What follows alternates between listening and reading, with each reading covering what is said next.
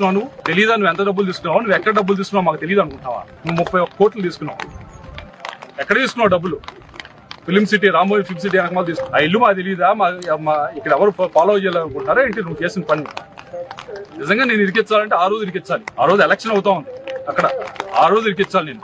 అది అయిపోయిన తర్వాత ఈ రోజు కూడా ఇరికించవచ్చు. ఈడీ నువ్వు ఏదైతే డబ్బులు క్యాష్ రూపంలో తీసుకున్నావు దాన్ని ఈడీలో పెట్టి ఇరికించవచ్చు ఈ రోజు కూడా. ట్రైల్ అంతా ఉంది, నువ్వు ఎక్కడ తీసుకున్నావు, ఎంత ఎక్కడ దాకా వెళ్ళిందని. నిజంగా ఇరికించాలంటే అది ఇరికించడం అంటే. నువ్వు అనవసరంగా మిగతా వాళ్ళతో మాట్లాడు, మిగతా వాళ్ళతో చెయ్యి. నేను కొద్దో గొప్ప అంత తెలివి ఉందని నేను అన్నం కానీ కొద్దో గొప్ప స్టడీ అయితే చేస్తాను. కొద్దో గొప్ప స్టడీ చేసి దాన్ని చివరి దాకా తీసుకెళ్లేదానికి అనుకుంటే తీసుకెళ్లేదానికి అయితే ప్రయత్నిస్తాను. అక్కడ దాకా అనవసరంగా అక్కడ దాకా మిగతా వాళ్ళు ఏదో మాట్లాడతారు మైకిల్ ముందు ఓ అని సౌండ్ చేస్తాను. నేను సౌండ్ పెద్ద ఎక్కువ చేయను, పెద్ద చేస్తాను. కానీ 99% వదిలే తెలియజేశారు అనుకుని వదిలేస్తూ ఉంటాను. ఇది కూడా అదే అనుకుని నేను వదిలేస్తా ఉన్నాను. కానీ ఒక స్థాయి దాటి మాట్లాడటం అనేది ఈ రోజు మొన్న మాట్లాడుతూ మా నాన్నగారి గురించి మాట్లాడతావు, నెక్స్ట్ ఏం మాట్లాడుతావు, మా ఆవిడ గురించి మాట్లాడతావు, మా తల్లి గారి గురించి మాట్లాడతావు. నీ స్థాయి అది, నీ లెవెల్ అది, నువ్వు మాట్లాడు. ఎందుకంటే నేను నీకు చెప్పాను, గుర్తుందో లేదు, 2020-21లో నీకు ఒకసారి చెప్పాను.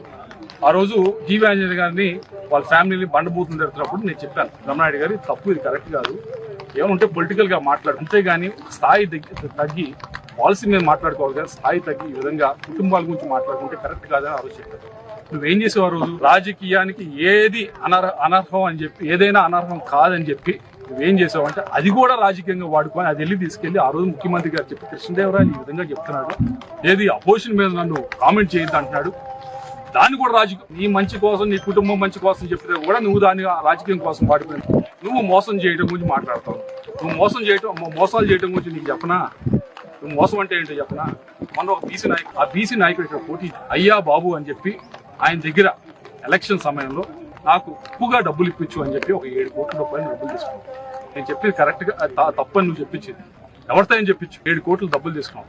2 సంవత్సరాల పైన అవుతావు. ఆయన ఇప్పటిదాకా కూడా డబ్బులు ఇవ్వకుండా హింసిస్తున్నావు, మోసం చేసావు. అది మోసం అంటే. ఆయన అప్పుగా వేరే వాళ్ళ దగ్గర ఈ రోజు కూడా అప్పు ఆయన కట్టావు. బీసీని ఈ విధంగా మోసం చేశావు. బీసీ నాయకుడు ఈ విధంగా మోసం చేశాను.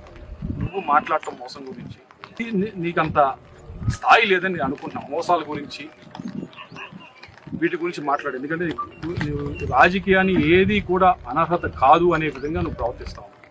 కానీ ఇంత మాట్లాడినా, నా కుటుంబం గురించి మాట్లాడు, ఏదైనా మాట్లాడు, మేము భరిస్తాం, మేము తీసుకుంటాం. కానీ ఎక్కడా కూడా మేము ఒక్కటి